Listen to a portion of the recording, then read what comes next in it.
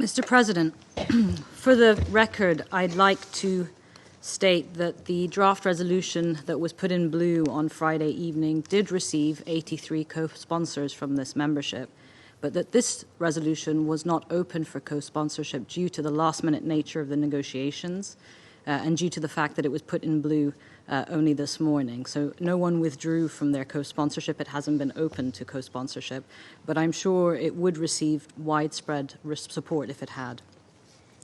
I'd like to reflect on the vote we just held and what it says, though, about this conflict and this body. We welcome its adoption, and we're grateful for this Council's support.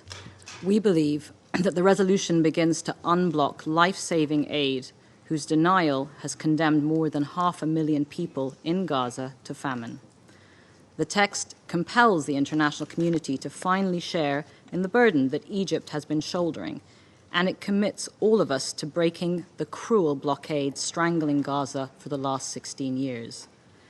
But the Palestinian struggle is singular in how every instance of progress serves as a reminder of the scale of the tragedy.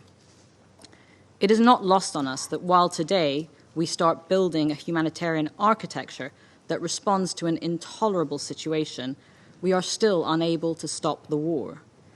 It is not lost on us that despite the incalculable damage visited upon them with impunity, Palestinians are asked to accept that diplomacy is the art of what is possible. It is not lost on us that even though what has been possible has been brutally inadequate, they have kept faith with this international system. But what is possible is not predetermined. It is the product of active choices. The collective choices of this Council, influenced by its structure, have shaped this grim reality. They can help shape a different future.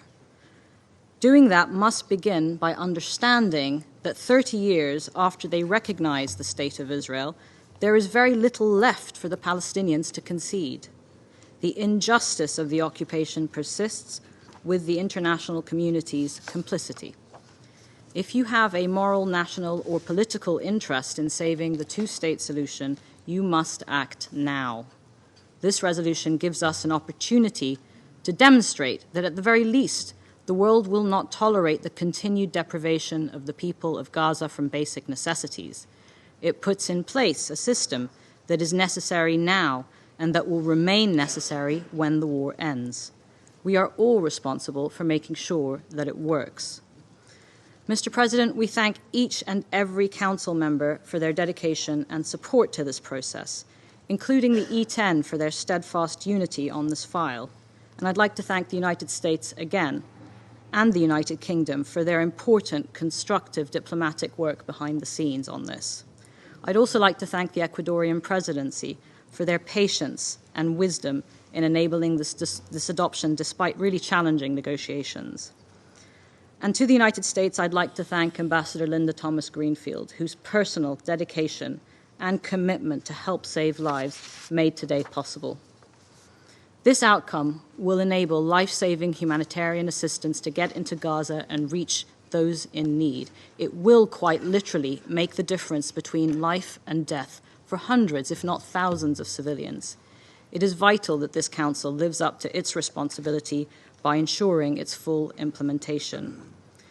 But as we help save lives here in Gaza, so too we must focus here on restoring the hope in resolving the Israeli-Palestinian conflict. Today's resolution is an important step on the long journey ahead.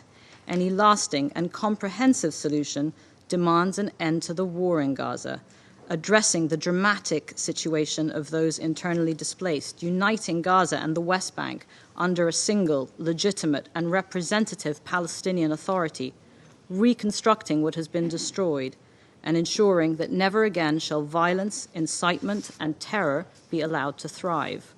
None of this will be sustainable if there is no equality between Israelis and Palestinians in charting their shared destiny together. It can never be a just peace if equality and dignity are not the basis of it. This resolution gives us a signal of that political horizon ahead.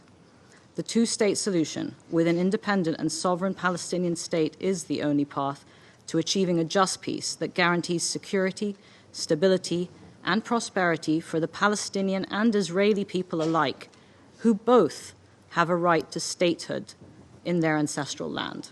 The UAE will never tire in its pursuit of that goal. Thank you, Mr. President. Agradezco a la representante de Emiratos Árabes